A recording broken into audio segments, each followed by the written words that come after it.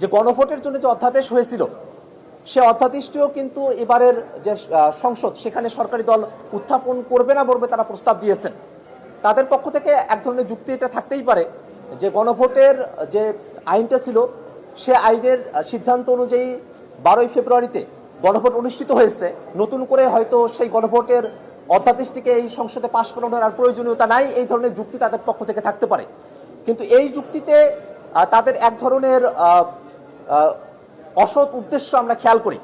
কারণ একই তো এই সংসদের এই দিনের কার্যক্রমগুলোতে আমরা একটা বিষয় খেয়াল করে দেখেছি যে সংস্কার সম্পূর্ণ করার জন্য যে 5টি ধাপ রয়েছে, জুলাই সনদ বাস্তবায়নের জন্য যে আদেশ, অধ্যাদেশ, গণভোট এবং সংবিধান সংস্কার যে পরিষদ, এই 5টা ধাপের মাঝে বিএনপি এবং তাদের যারা নেতাকর্মীরা আছেন তারা জুলাই সনদ বাস্তবায়ন আদেশ, অধ্যাদেশ, গণভোট এবং সংবিধান সংস্কার পরিষদ এই 4টা ধাপ এবং এই 4টা শব্দ তারা উচ্চারণই করতে চান না। তারা শুধুমাত্র জুলাই সনদের কথা বলেন এবং সেই জুলাই সনদ হচ্ছে জুলাই সনদ উইথ নোট অফ ডিসেন্ট। তারা যে 5টা ধাপ অতিক্রম করে আমরা এসেছি একেবারে গোড়ার জায়গায় তারা ফিরে যেতে চান, যাতে করে তারা আসলে সংস্কারগুলো না করতে হয় তাদেরকে, এবং তারা বাংলাদেশের যে বিদ্যমান রাষ্ট্র কাঠামোতে যে অগণতান্ত্রিক ব্যাপারগুলো আছে সেগুলোর সুবিধা নিয়ে তারা একটা অগণতান্ত্রিক প্রক্রিয়ার মধ্য দিয়েই দেশটাকে তারা পরিচালনা করতে পারেন, সে ধরনের একটা অসৎ উদ্দেশ্য আমরা তাদের মধ্যে খেয়াল করে দেখেছি। এ কারণে আমরা সরকার দলের কাছে আহ্বান জানাবো, গণভোট এবং এই সংস্কারের জন্য যে গণভোট সেটা বাংলাদেশের ইতিহাসে অত্যন্ত গুরুত্বপূর্ণ একটা ঘটনা।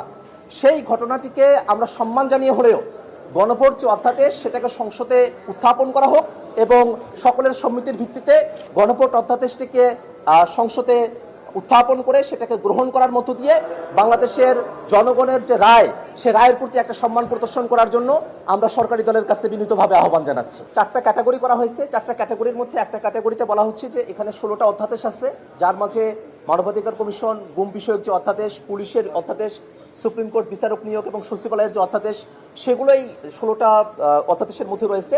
বলা হয়েছে যে এগুলো পরীক্ষা নিরীক্ষা করে যাচাই বাছাই করে ভবিষ্যতে সেগুলোকে আবার উত্থাপনের কথা এখানে বলা হয়েছে। এখানে আসলে সুকৌশলে একটা প্রতারণার আশ্রয় নেওয়া হয়েছে। কারণটা হলো যে এই যে নির্দিষ্ট সময়কাল রয়েছে যে 1 মাসের মধ্যে এটাকে গ্রহণ করতে হবে, সেই সময়কালটা যদি অতিবাহিত হয়ে যায় তাহলে সরকারের উপরে আর কোনো বাধ্যবাধকতার জায়গা থাকবে না এবং সেই সময়টাতে তারা গাফিলতি করবে, ঢিলেমি করবে, তারা এই জিনিসগুলো ভুলে যাবে এবং আদতে এই জিনিসগুলো ভবিষ্যতে তারা সংসদে উত্থাপনই করতে চায় না।